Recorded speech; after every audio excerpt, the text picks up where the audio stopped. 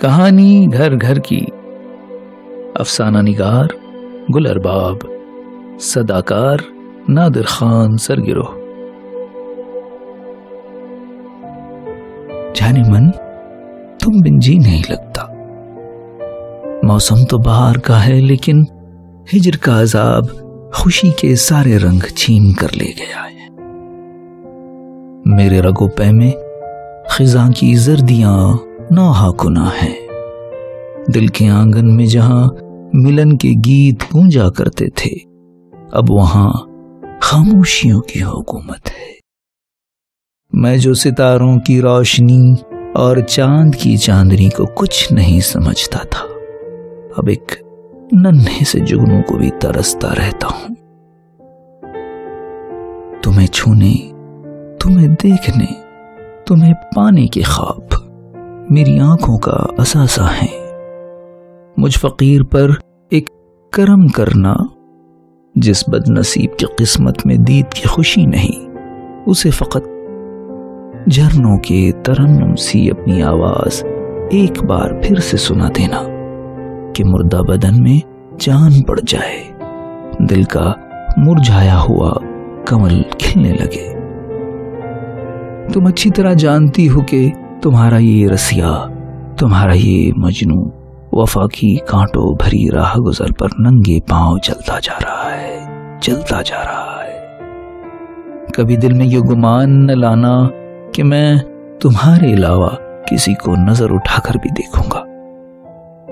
मेरे लिए मोहब्बत तौहीद का दूसरा नाम है, और शिर्क से अच्छा है कि मोहब्बत का नाम लेवा ये तेरा आशिक जहर खाकर मर जाए।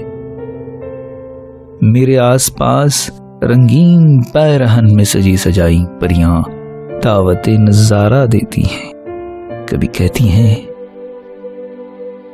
ऐ वफा की राह के थके हुए मुसाफिर, हमारी जुल्फों की ठंडी छांव में चंद पल के लिए सुस्ता ले। बूंद बूंद को तरसते प्यासे जज्बों को हमारे शहद रंग होठों का एक जाम पीने दे। उस लज्जत, उस मिठास, उस खुमार को महसूस तो कर।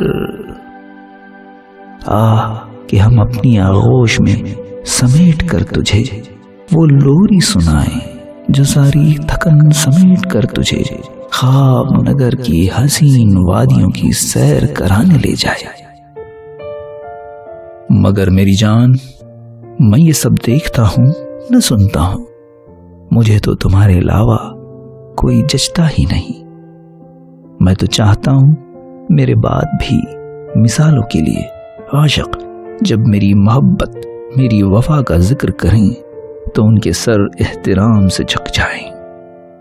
बस ये समझो कि मैं अब मैं नहीं रहा, बस तुम ही तुम बस रही हो।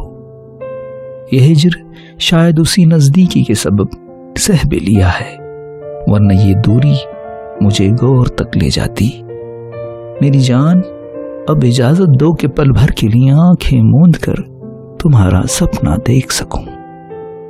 वो सपना जिसमें मेरे और तुम्हारे अलावा तीसरा कोई नहीं, फकत तुम्हारा और सिर्फ तुम्हारा एजाज। ये तवील मैसेज लिखकर उसने मुस्कुराते हुए व्हाट्सएप के 6 मुख्तलिफ नंबर्स पर सेंड कर दिया, और मोबाइल हाथ में पकड़े बेचैनी से मैसेजेस डिलीवर्ड, मैसेजेस सीन और फिर रिप्लाई का इंतजार करने लगा। अब्बू जी, अब्बू जी। वो तीनों शायद इकट्ठे ही कोई फरमाइश करने आए थे।